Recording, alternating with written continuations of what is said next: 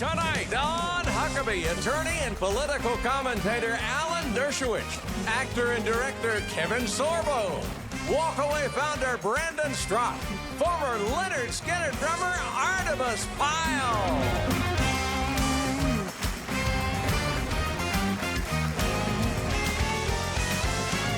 That's Trey Corley in the Music City Connection. And I'm your announcer, Keith Filtry. And now, here's Mike Huckabee!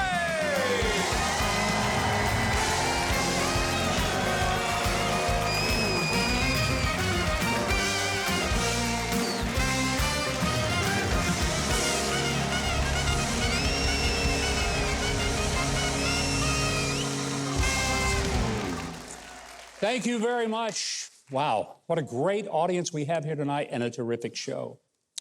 Let me begin by saying that the more that we learn about the cowardly surprise attack by the terrorist group Hamas on the innocent civilians of Israel, the more gut-wrenching we find it to be. The carefully planned assault on babies, young women who were targeted for rape, and elderly women is a stark reminder for honest observers that Hamas was never interested in a better life for the so-called Palestinians. They simply want to kill as many Jews as possible and inflict as much pain as can be directed toward Israeli non-combatants. As shocking as is the evidence of babies being beheaded and burned alive, or women being repeatedly and violently raped, is that people around the world, including those in high-dollar institutions of higher education, have defended Hamas and blamed Israel for the entire war. This irrational view is underpinned by a combination of willful ignorance and spiritual darkness. Yet in the midst of the inexplicable horrors played out in real time are the obvious questions demanding an answer. Number one, if the so-called Palestinians are so loved by the Muslim nations of the world, why won't any of those nations at least offer to give temporary refuge to their brothers and sisters from Gaza? Egypt won't take any of them, not one. Neither will Jordan, or Syria, or Saudi Arabia, or Qatar. If their cause is just and their suffering is so real, then surely those who are ethnic and religious family should be expected to gladly receive at least some of those suffering from the murderous reign of Hamas. But none of them will. Why not? Is it because they know what most distant observers don't know? That the people claiming to be a Palestinian people are the fruit of a fabricated ethnic group created by another terrorist, Yasser Arafat, in the early 60s. They've never had a real claim to a capital, a history of government, or an ethnic unity. And while there have certainly been Arab people, many of them Christian, who could link their history to the land that we know as Israel, they actually lived under the governments of the Brits, the Turks, and others prior to yet another reapportionment of land that gave the Jews their homeland in the exact area to which they had an indigenous connection for over 3,500 years. Some of the other Arab Muslim nations don't want to welcome an influx of Palestinian people because they've watched those who lead that movement focus on disruptive terror activities, corrupt government, and no quality of life progress for their people. The second thing, why has the White House been so very protective of Iran and its regime, responsible for funding 93% of Hamas and Hezbollah, and failed to put public pressure on Iran to distance itself from Hamas and push Iran to get the well over 100 hostages freed? Some of those murdered and currently being held hostage are Americans. And shouldn't the Biden administration be issuing ultimatums to Iran instead of trying to get Israel to slow down its purge of the Hamas military? The leaders of Hamas are currently sitting in five-star hotels in Qatar. They're directing the mayhem from their lap of luxury. Why haven't we demanded that Qatar turn them over to the U.S. for their murder and kidnapping of Americans? Why have we not pressured for at least their expulsion from their hidey holes in Qatar? And number three, why did Hamas act when they did? They didn't unleash this massacre while Donald Trump was president. So what weakness in the current administration did Hamas see? Was it the slipshod manner in which we exited Afghanistan and left behind billions of dollars worth of military equipment? But also we left behind thousands of Americans and allies who desperately wanted to get out, but they were abandoned, left behind. Did they sense weakness in this administration as well in our uneven and often mixed response to Russia's invasion of Ukraine? Well, one thing is clear. While President Biden and Secretary of State Anthony Blinken have thankfully said publicly the right things, and they have said them strongly about our absolute support of Israel, and I'm grateful for that, we have to pray that they are not giving a different private message to Israel's leaders and giving Hamas and Iran a reason to think that the murder and kidnapping of Americans or Israelis will be taken lightly. There needs to be word and deed unity in what we say publicly and privately. And we need to stand without flinching with Israel as they fight for their existence in the face of sheer evil.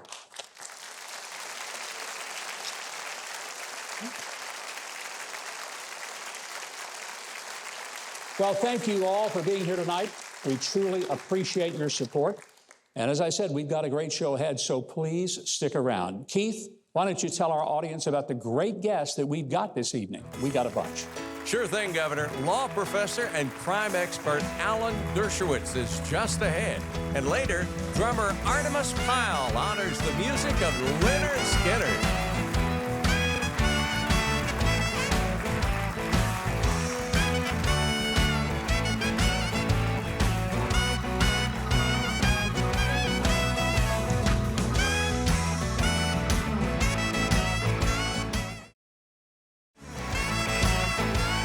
Go to MikeHuckabee.com and sign up for his free newsletter and follow @GovMikeHuckabee on Twitter.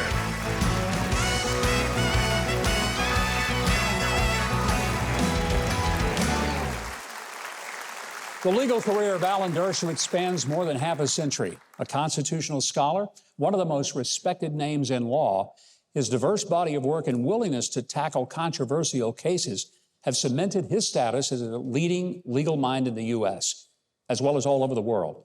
I want you to welcome to our show the author of this book called Get Trump, also host of his own podcast, The Dershow, Alan Dershowitz. Great to have you here, Professor. Thank you, Governor. Appreciate your welcoming me, and I appreciate your showing me this beautiful part of America. Well, thank you, and I'm glad to have you here in Nashville. You know, this is a beautiful place, but right now, Israel is not so pretty. You and I have an affection and a love for the Israel people, the state of Israel. You're Jewish, I'm evangelical, but we share that common bond. I know it breaks your heart to see the attacks, the cowardly attacks on the people of Israel. The immediate victims were these poor children, the mothers, the grandmothers, but the ultimate victims are all good people.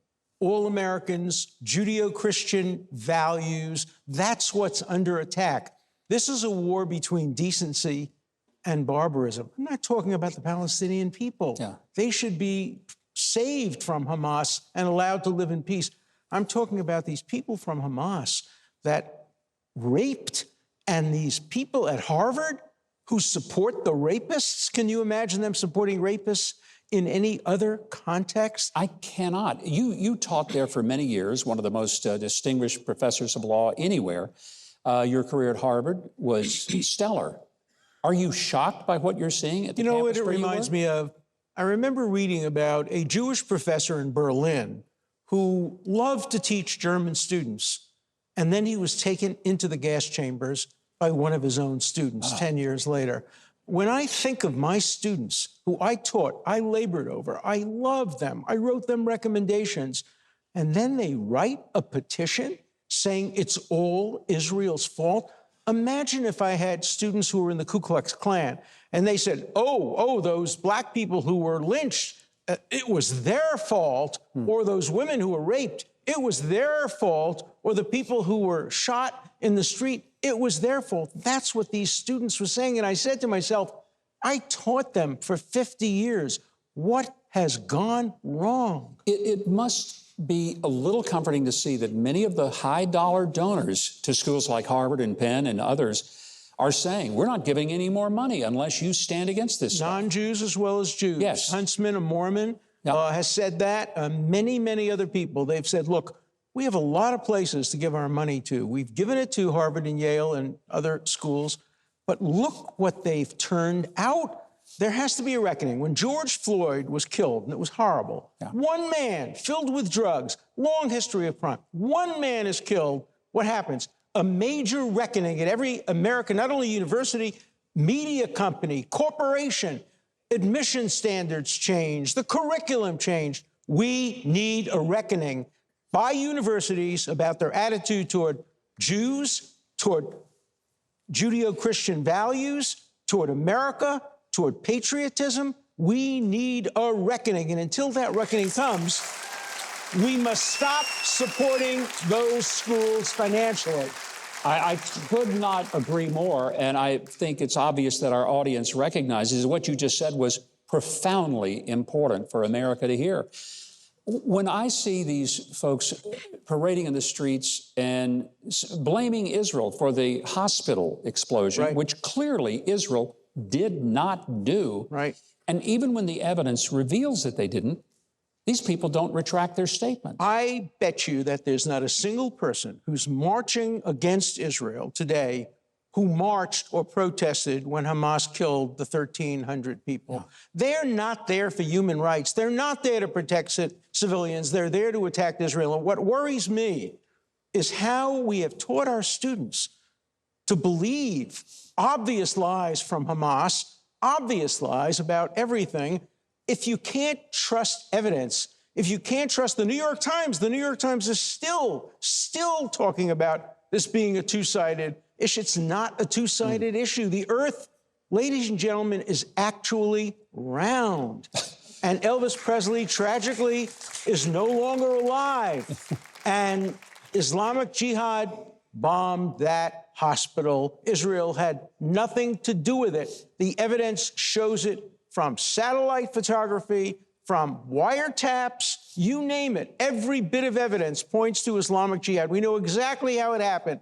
And yet, the Prime Minister of Canada, Trudeau, initially blamed it on Israel. The New York Times blamed it on Israel. Human Rights Watch, the former head of Human Rights Watch, a Jew named Roth, blamed it on Israel. These folks come in with a narrative. They come in with such a deeply felt anti-Jewish, anti-American attitude that nothing you can tell them will change their mind. And that is a terrible foretaste of what our future leaders are going to be, because these kids are our future leaders. 10 years from now, they're going to run the New York Times. They're going to be in Congress. We already have 4 or 5 certifiable idiots in Congress on the Democratic side calling themselves the Squad. They're not the Squad. They are a bunch of bigots. They are a bunch of people who do not understand truth, and yet they're elected by their constituents. Hopefully, people will run against them. I will support people who run against them. And I will too. Professor, I don't understand the irrational animosity toward Jews. I don't get it. I have zero animosity. I have nothing but deep appreciation, not just for the nation of Israel, but for the Jewish people who have given us so much in terms of the law. Including Jesus and Christianity. I wouldn't be who I am without the Jewish faith upon which my faith is completely built. Do you know what Bill Clinton said to Yasser Arafat one day? Arafat said in a meeting with Clinton, the Jews never had a temple in Jerusalem, and Clinton stopped him and said, you're telling me that my religion is false. Where did Jesus throw out the moneylenders? Where did the crucifixion occur? You're telling me Jews never were in Jerusalem? If you ever say that again, don't come back into my office. And finally, Arafat said, all right, I won't do that.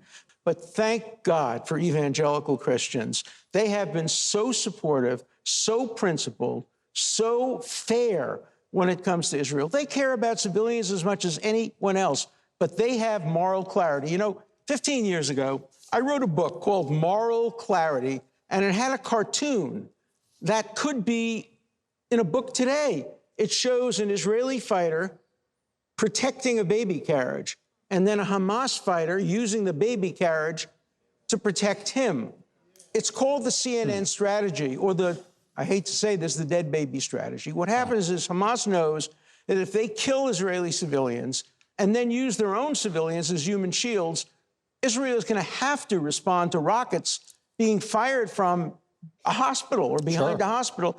And they know that inevitably, no matter how much care Israel takes, and it warns people, it does everything in advance, there'll be a couple of small number of innocent civilians killed, including perhaps some babies. They are waiting with CNN cameras to carry out that dead baby. And the world doesn't say to the people who are carrying them out, yeah, we hate the fact that babies are being killed, but you, Hamas, killed them. Exactly. You held them as human shields. You know, if I go into a bank and rob a bank and I hold a hostage and I start shooting and killing people in the bank, and then a policeman tries desperately to stop me from shooting and accidentally kills the hostage, who's guilty under American law of murder? The person who took the hostage, not the policeman. And that's what's happening in Israel today. I hope that people are hearing clearly what you're saying, because it makes a whole lot more sense than we're getting out of our national media and from some politicians in Congress. We're going to come back with more, talking with Professor Alan Dershowitz. We're going to break down some of the legal troubles of former President Trump. And we have a whole lot more. Do not go away. We will be right back with Professor Alan Dershowitz. Still to come, founder of the Walkaway Movement, Brandon Straka, and later actor-director Kevin Sorbo on the mostly true story of the miracle in East Texas.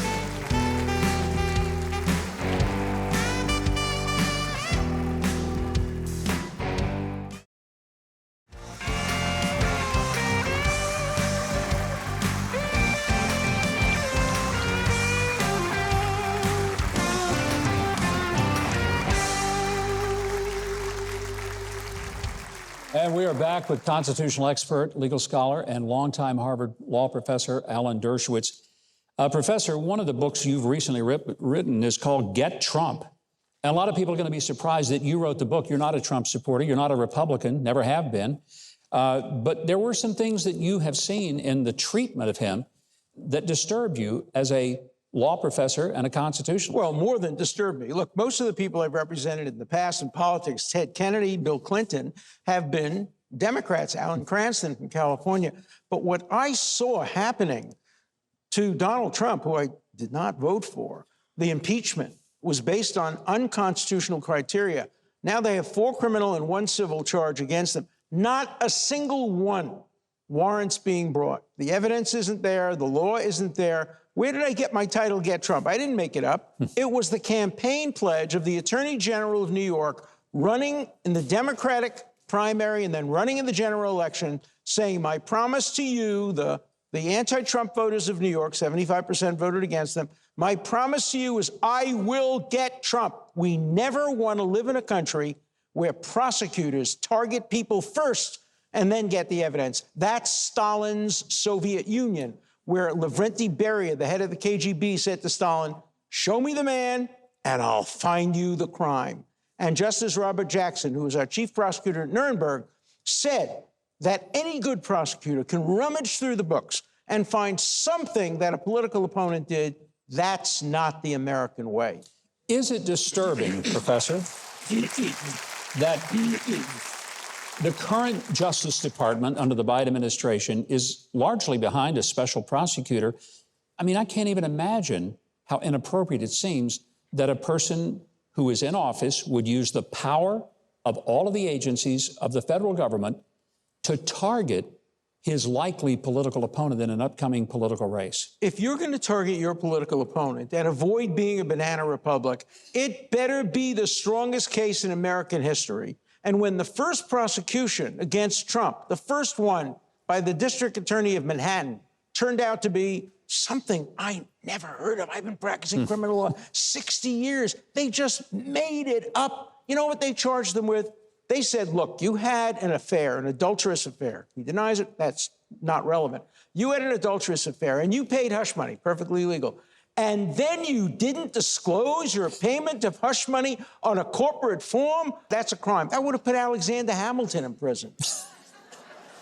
And we wouldn't have had that great musical, would we? That's right. And, you know, this has really been decided. The John Edwards case was basically this case, but it was thrown out. The Edwards case was much stronger than this one. This one isn't even close. This one, they had to make up the law, they had to make up the facts, and if this were tried in any fair district, if this were tried down here in Nashville, the jury would have quit in 15 minutes. So Donald Trump has some serious legal obstacles in front of him. He does. Given the jury makeup in D.C., New York, and for that matter, the judge in Florida, who is no fan of his, or Georgia, I mean. Georgia. It's very possible he could end up getting convicted. Oh, he will get convicted. Let me make a prediction here. I've made many predictions. In my book, Get Trump, I made many predictions, all of which have come true. Why do my predictions come true and CNN's don't? Because CNN engages in wishful thinking. They don't predict. I base it on my professional experience without regard to what outcome I want. I don't want Trump to be convicted. I think he will be convicted by a New York jury, by a D.C. jury, and by a Fulton County jury. Maybe not in Palm Beach County. I'm not sure about that. But there will be some convictions. So if it happens, what are his chances on appeal that he gets thrown out? Because there you might have some honest lawyers. Much better, and I think the prosecutors know that. Their strategy is down and dirty, get him convicted before the election, let it influence centrist voters, then it'll be reversed on appeal. Too late. It won't affect the election because that'll happen after the election. That's why it's important that some of these issues be appealed immediately. For example, a gag order placed on Trump. Look, I would never tell my client to call the prosecutor a thug. I would never do that. It's not smart. But Trump has a constitutional right to say that the person who's prosecuting him, or he believes persecuting him, is a thug. He can protect himself. He can sue. But gag orders make no sense, and they can be appealed. And if a gag order is permitted against Trump, it can be permitted against other defendants as well, and that would trash at least an important part of the First Amendment. But I think Trump has to assume that he will be convicted. If he's convicted in Georgia, there's mandatory prison term. And could you imagine him winning the election and having to go to prison with his Secret Service guards in the jail cell with him, the Oval Office behind bars? I mean, you couldn't even, if I had written a novel and submitted that to a publisher, they would have laughed at it. They would have said that's not even plausible. Yeah. You know, I just... Well, you want to hear something funny about that? Sure. The people from Fauda, which is this great television show about the Israeli military service, they had originally planned to start the next season with an attack on a music festival by Hamas, hundreds of people coming in and killing hundreds of Israelis. What a great beginning for a show. It was rejected on the ground that it couldn't possibly happen. And now it did. Alan Dershowitz, it is such a pleasure always to visit with you. I feel like I get smarter just hanging out with you. This book, Get Trump, is available right now. We'll have a link at Huckabee.tv so that you can get it, and I hope you will. Whether you're a Trump supporter or not, that's not the point. The point is, do you support the Constitution? Do you support the notion that every American ought to be treated the same, whether he's rich, poor, Democrat, Republican, white, black? And I think the answer ought to be a resounding yes. That's why this book is a very important one for all of us. Also, we will help you be connected to Alan's podcast called The Der Show. Right now, Keith Bilbrey standing by. He has a whole lot of information about what's coming up next, and you're going to want to stick around for it. Well, just ahead, Walkaway Movement's Brandon Straka on his life since the January 6th Capitol attack. Plus, former Lynyrd Skynyrd drummer Artimus Pyle is in the house. Stay with us.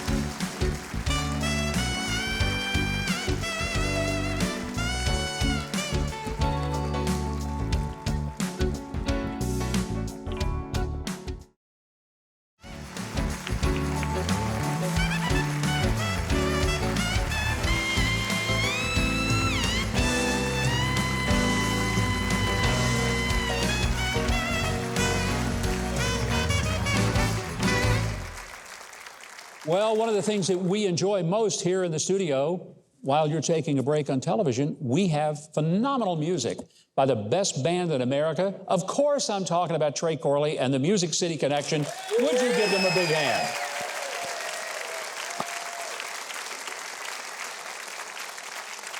Brandon Straka gained prominence 5 years ago as the founder of a movement called the Walkaway Campaign, encouraging people to leave the Democrat Party and embrace more diversity of thought. But he says that after January 6th of 2021 and that riot that happened at the Capitol, his life got torn apart by the Department of Justice. Now, Brandon's been with us before, and we love having him. And here's what we want people to understand. He committed no acts of violence whatsoever. He did not even enter the Capitol. And he's not the only one.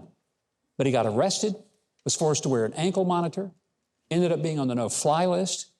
And right now he's fighting for justice for some of the J6 protesters. And he's back with us tonight in Nashville. And we're very happy to welcome back Brandon Straka. Brandon, good to have you. Thank you. You were here before and had just kind of gotten the ankle bracelet off. It was the first time you were able to travel anywhere. Right. But your life was turned upside down. Yeah, they really grabbed onto something there and just would not let go. And I mean, so many things have happened even since then. I mean, I think that was about a year and a half ago when I saw you, and I was very newly off of house arrest. And you probably remember I was still, a little bit rattled by the whole experience. But even to this day, they're putting out articles constantly indicating that I'm a domestic terrorist or, a violent anarchist. And to your point, not only did I not enter the Capitol on January 6th, I stood outside of the building for 8 minutes shooting a video. And I voluntarily uploaded my video to Twitter to sort of document what I had seen. And that's what got me FBI raided and arrested. But just by virtue of having been convicted on a misdemeanor charge for disorderly conduct, it's a piece of meat that the left won't let go of. And they say disorderly conduct. What was the disorder? The worst thing I was accused of doing was encouraging the crowd by using words. Now, I'll not say one way or another whether or not, my voice is actually heard saying the words I was accused of saying. Most people feel that it was not. But, when you take a plea deal, you essentially have to sign the government's narrative of your actions. And in this case, I took a misdemeanor plea deal. Okay, this week there were hundreds of pro-Palestinian, I would almost say pro-Hamas people gathering in the Capitol. They fought with police. They disrupted the flow of government. What happened January 6th was called an insurrection. Yes. Was what happened this week an insurrection? And do you think that any of the people who were at that event this week for the Palestinians and the Hamas organization, will they be treated like you were? No. I got a felony for standing outside on the grounds. These people were inside of the building, and the majority of the J6ers are getting this misdemeanor that they're calling parading and picketing. They're getting months in prison for parading and picketing. These people were literally sitting inside the Capitol, shouting, banging, obstructing an official proceeding. We were electing a new Speaker of the House. They had to stop doing that. Will they get charged with anyone? Will they spend months in solitary confinement in a D.C. gulag? Your guess is as good as mine. The idea that people were in jail for months without ever getting their first hearing.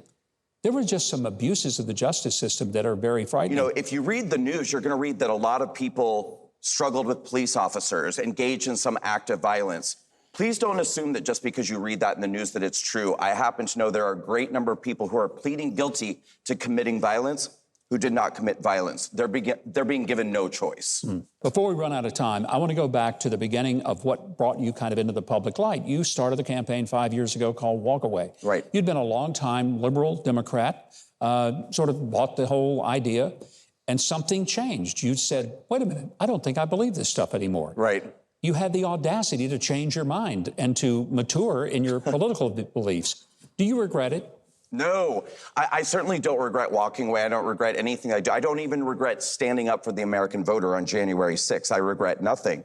But I can tell you, it's been a wild ride. I'll certainly tell you that much. But I'd love to tell people, look, we still have people joining the movement, sharing their stories about walking away from the Democratic Party. We've launched our own app now called Walkaway Social, which is available on the Google Play Store and the Apple App Store. If people go to Walkaway Social, they can load it. Whether you are a walk with, someone who walks with those who walk away or walk away, please join. And we have an amazing 5th anniversary event happening next month in West Palm Beach, Florida. We're calling it Walk-A-Con, and some of our greatest supporters like Laura Trump, Carrie Lake, Rudy Giuliani, Matt Schlapp, Mercedes Schlapp, Lots of people are going to be there, and people can get tickets at walkawayanniversary.com. Highly encourage people to come. And if they use promo code Huckabee, we're giving 30% off of tickets. I think that's a great idea. Yeah. Brandon, you know we love you here. Yeah. We're grateful for you and very proud of the stance that you have taken. If you want to follow Brandon and follow Walkaway Social, we'll get you connected as always. Just go to Huckabee.tv. I did not know you get a special deal by using the promo code Huckabee, but that's even better. Right now, I'll tell you who's not walking away. Keith Bilbrey isn't walking away. He's staying right here because we have to have him tell us what's coming up.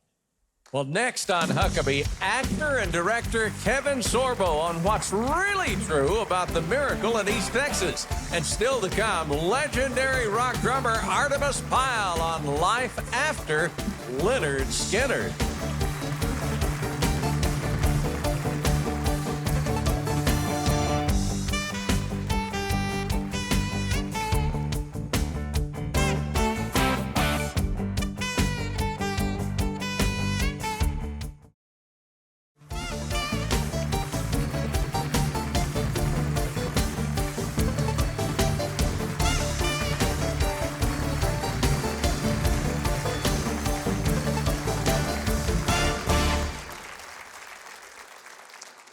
And welcome back. Now, you first knew my next guest as the star of Hercules, The Legendary Journeys, which was the #1 show in the world.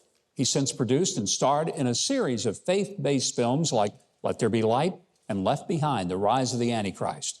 His latest is an inspiring comedy based on a true story, and it's called Miracle in East Texas. It runs in theaters October the 29th and 30th through Fathom Events. I want you to welcome its director and its star, Kevin Sorbo.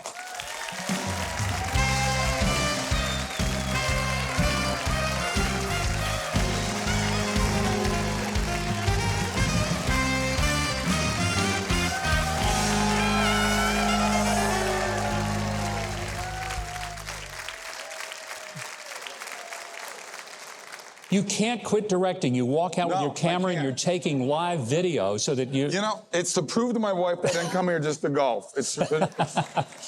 She doesn't believe you anyway. No, she'll think that that's CGI or something like that. I know. You know, I don't know how you stay up with all the things you've got going. You're writing books. Yeah. You're speaking all over the place. But these movies that you're doing, and you're doing faith-based movies, what I find amazing, some of these faith-based movies are doing better than what Disney's got going out there. Yeah. You know what's interesting? Speaking of, Walt Disney said back in the 1950s, movies and television will influence our youth.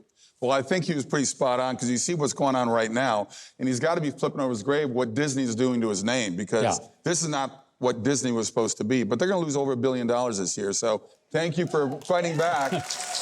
You know, and it's hitting them at the corporate level. Their stock price is the lowest it has been in years and years and years. Yeah. People are just, to quote my previous guest, walking away. They're walking away. Well, Hollywood actually booted me out about 11, 12 years ago. My manager and agent said they couldn't work with me anymore because of being a Christian and conservative, which apparently truth and things like that, kryptonite to Hollywood. So what are you going to do? But I formed SorboStudios.com, and we're doing our own movies, and other independent people are coming to me as well. And I think every movie is faith-based. If you're an atheist, that's a pretty strong faith. That's a good point. I hadn't thought about that, but yeah. No hope in your life. It's kind of sad, but I think everybody's faith-based. I like my movies to be family-friendly. That's what I'm doing. The new movie that's going to be in theaters the 29th and the 30th of October, Miracle of East Texas. Yep. It's based on a true story. It is a true story. It's about the largest oil find in the history of the world, and it also deals with a few miracles that happened right after it. It's written by Dan Gordon. He's an Oscar-nominated writer. He wrote The Hurricane, Denzel Washington, Whiter, Kevin Costner, 60 episodes of Highway to Heaven. It was just a really great writer.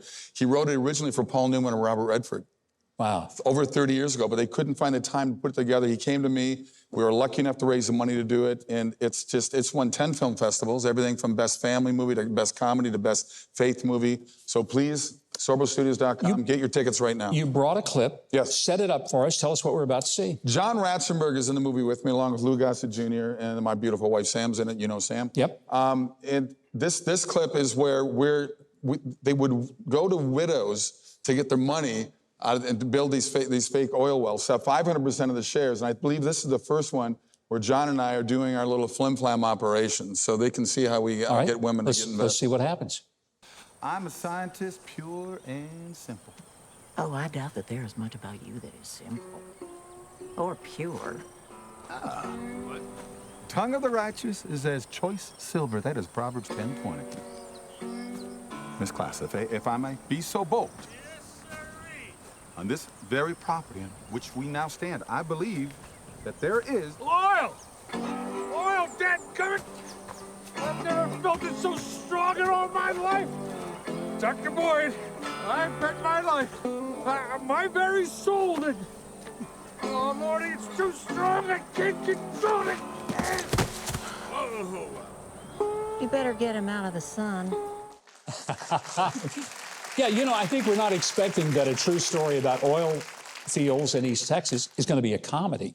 I think it just sort of started working out that way. There was just a lot of humor within it. I'm sure these guys, these are real guys. The character names we have, everything. The woman you saw there, that was a real character. And it's pretty interesting, but there's a more interesting story about this after that oil was found, because it was right in the heart of the Depression, 1930, when this happened. 10 years later, when World War II, we're full into it, and Americans were into it, they sent the oil from East Texas over to Europe to keep all the Allies so that everything, all their trucks and tanks could keep going, while the Germans, of course, after they got blocked off, all ran out of everything. And Winston Churchill said that the war was won off of East Texas oil.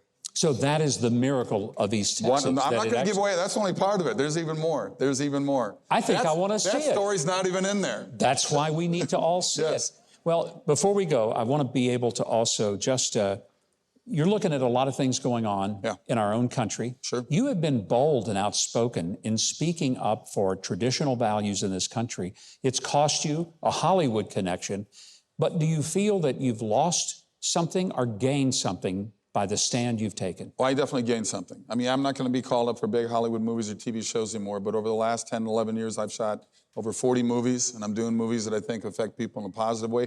I get stopped all the time in hotel lobbies, airports, and say, we love God's Not Dead, Soul Surfer, What If. Please keep making movies like that. I'm doing it, but we need your support to get these movies out there, because I don't have a $100 million advertising budget like they do for avatars and things like that. So we need people's support to get these movies out there. That's why people need to go to the theaters on October the 29th and 30th. Miracle in East Texas will be in the theaters those 2 days through Fathom Events. If you go to Huckabee.tv, we will link you so that you can find the theater near you that will be showing it, as well as how to get tickets on October 29th and 30th. Right now, Keith Bilbrey, he's going to perform a miracle himself. He will predict the future and tell us what's coming up next in the show. Well, your wish is my command. Coming up after the break, Rock and Roll Hall of Famer Artimus Pyle is here, and they're going to play some Lynyrd Skynyrd. Don't you go away.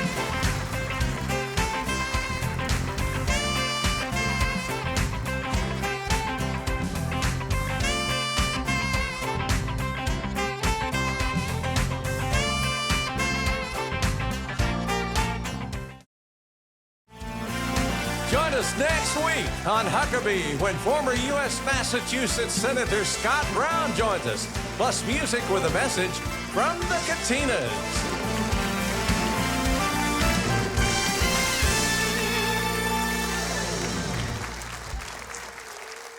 And welcome back. On October the 20th of 1977, one of the world's biggest bands, Lynyrd Skynyrd, suffered a deadly plane crash. It killed 3 members, including singer Ronnie Van Zant. Even though he was severely injured, drummer Artimus Pyle pulled the survivors to safety, and then he went for help. He recovered, formed his own band, and in 2006, he was inducted into the Rock and Roll Hall of Fame with Lynyrd Skynyrd. On this anniversary, we wanted to honor the greatest Southern rock band of all time, and who better to help us do that? Would you please welcome Artimus Pyle? Glad to have you.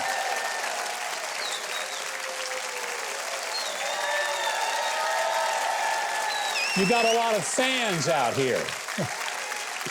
Artimus, I've been doing this show for a little over 6 years. I've never had a welcome like that, not once. So good for you. I have to hand it, as you all know, to Ronnie Van Zant. He was the visionary. It was his dream.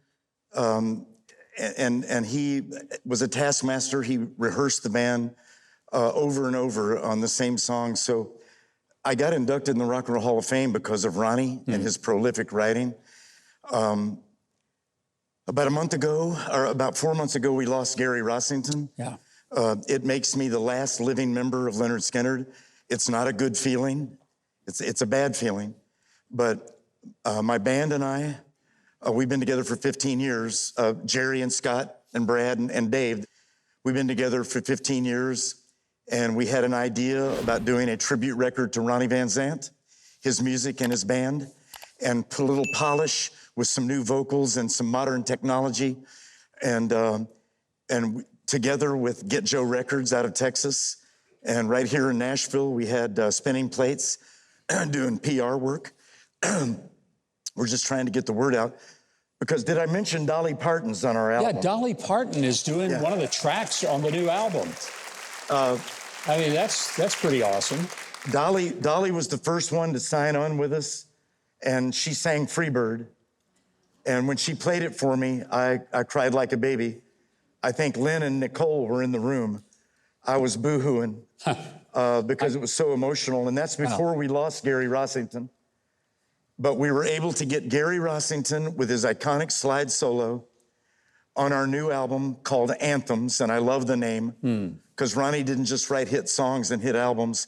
He wrote anthems that are part of the fabric of our lives, and these songs will be around 1,000 years from now. And so the new album, Anthems, we have, as I said, Dolly Parton. She is the #1 humanitarian in the world, though she does so much for children and the whole world. And then we have Billy Ray Cyrus on Call Me the Breeze, Sammy Hagar singing Simple Man that Ronnie wrote about his mother. Yeah. And I knew his mother, I knew his grandmother. He wrote that song for them. And so it's what we do, our band, APB, we just continue to carry the legacy on. And I might mention that we spent a couple hours with fans, and I'm sure there's a bunch of fans in here, and I hear the stories about what the songs mean to everyone. They buried a friend to Freebird. Their dad loved Sweet Home Alabama. All the songs have meaning, and they are anthems. So it's rare that I get a chance to thank everybody. So thank you, Governor Huckabee. Well, I know you said Artimus, I could call you thank Mike. you. You should. But I've got to ask you, we're going to run out of time, and I've got to ask you the question, because one of the songs that the band is going to do tonight is the song, a great Lynyrd Skynyrd classic, That Smell. It's not what people think it is. So you helped write that with Ronnie. I did. So what is this song about for people who just hear the title and say, that's a weird title? It's a warning. It's, kind of Ronnie saying, drugs, alcohol, not good. Yeah. You're going to end up wrecking a car, possibly hurting yourself, killing yourself, or someone else. And so, that's what the song, it's saying, watch out, look out for that smell. It's all around you. I told you I lived in Jerusalem, Israel. Yes, for 3 years. In the castle of King David. Right. And all around me, the Intifada, the uprising, and all of the strife that's going on there now. I have friends on both sides. I'm worried about them. But I lived there for 3 years studying Old Testament. And I'm a Gentile. I was raised Methodist. But I felt like I could do something for the Jewish people. So I did. And I learned a lot. I tried to work on my character and become a better human being. I think you have succeeded in that, and your music is immortal and timeless. And I want us to let you get ready and join the band for That Smell. Let's do it. What do you say? Well, I'm always ready. Okay. Well, Keith, as the band gets ready to pay tribute to Lynyrd Skynyrd, I want you to tell the viewers how they can keep up with Artimus Pyle and get this phenomenal new album. To find his latest album, Anthems, honoring the music of Lynyrd Skynyrd, his tour schedule, and more, go to Huckabee.tv. Now, performing the Lynyrd Skynyrd classic, That Smell, with Jared Neiman on vocals, here's the Artimus Pyle Band.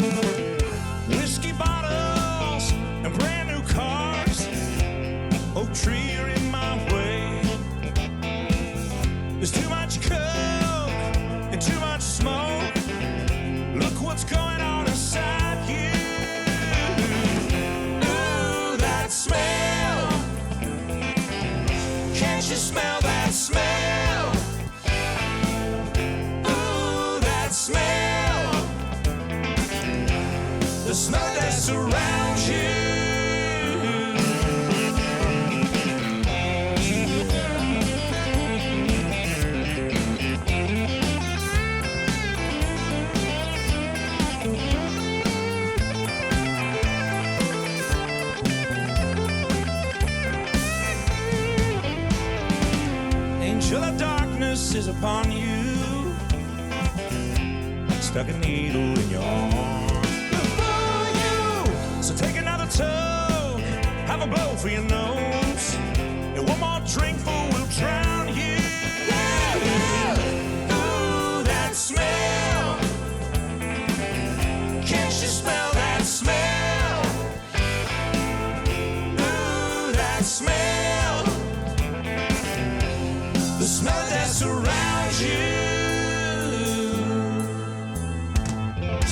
Now they call you Prince Charming.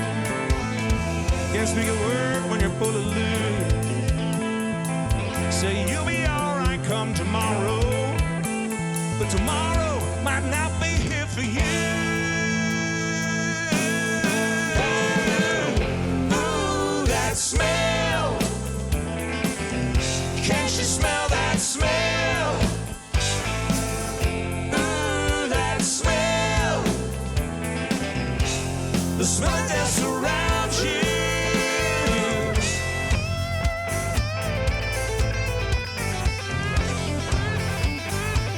Oh, you're full of you. Go on and stick them needles in your arm.